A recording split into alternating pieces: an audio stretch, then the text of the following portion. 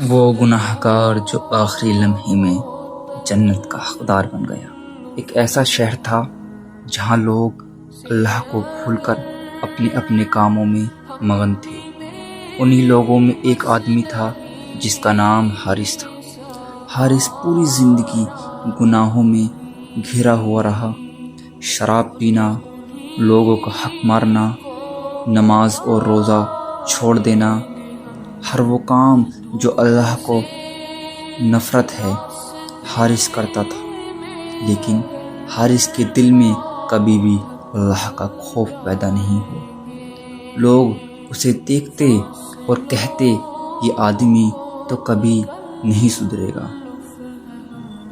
دن گزر گئے، سال بیت گئے، حارث اور بھی زیادہ بگڑتا گیا۔ وہ اپنے آپ کو سمجھاتا تھا کہ اس دنیا میں اس سے کوئی روک نہیں سکتا۔ اس نے اپنے آس پاس کے لوگوں کا دل دکھایا، غریبوں کا حق مارا اور کبھی کسی سے بھلائی نہیں کی۔ لیکن اللہ کی پلاننگ سب سے اوپر ہے، اللہ کی ذات سب سے اوپر ہے، اللہ کی ذات سب سے اعلیٰ ہے۔ ایک دن حارث بیمار پڑ گیا۔ پہلے تو اس نے اس بیماری کو ہلکا سمجھا، لیکن دھیرے دھیرے اس کا جسم کمزور ہوتا گیا۔ ڈاکٹر نے کہا اس کا علاج ممکن نہیں ہے، شاید حارث کے پاس زیادہ وقت نہیں۔ یہ سن کر حارث کے دل میں پہلی بار موت کا خوف پیدا ہوا۔ اس نے دیکھا کہ اس کے آس پاس کوئی بھی نہیں جو اس کی مدد کرے، نہ دوستی نہ پیار، سب لوگ اس سے دور چلے گئے۔ حارث اپنے بستر پر پڑا تھا، سانس لینے میں دقت ہو رہی تھی۔ اس وقت اس کے ذہن میں اس کے سارے گناہ گھومنے لگے۔ وہ رونے لگا اور اپنے دل سے پکارا، یا اللہ، میں نے اپنی پوری زندگی گناہ میں گزار دی، تجھے بھول گیا، تیری عبادت چھوڑ دی، لیکن تو رحمان اور رحیم ہے۔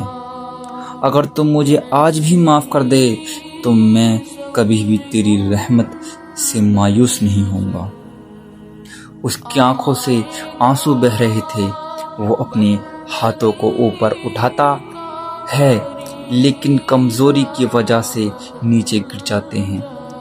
بس دل سے وہ توبہ کرتا ہے اور اس وقت اس کے ہونٹوں سے یہ الفاظ نکلتے ہیں، لا الہ الا اللہ محمد الرسول اللہ صلی اللہ تعالی علیہ وسلم۔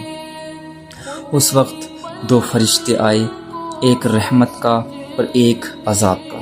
رحمت والا فرشتہ بولا، یہ بندہ آخر وقت میں اللہ کی طرف لوٹ آیا ہے، اس کی توبہ کو اللہ نے قبول کر لیا ہے۔ عذاب والا فرشتہ بولا، لیکن اس نے پوری زندگی گناہوں میں گزاری، یہ جنت کیسے جا سکتا ہے؟ تبھی اللہ کی آواز آئی، اللہ کا فرمان آیا، میری رحمت میرے غصے پر بھاری ہے، اگر بندہ میرے پاس لوٹ آئے تو میں اس کے تمام گناہ معاف کر دیتا ہوں۔ حارث کی روح نکل گئی اور اس کی روح کو فرشتوں نے جنت کی خوشبو والے کفن میں لپٹا دیا۔ لوگوں نے دیکھا تو وہ حیران رہ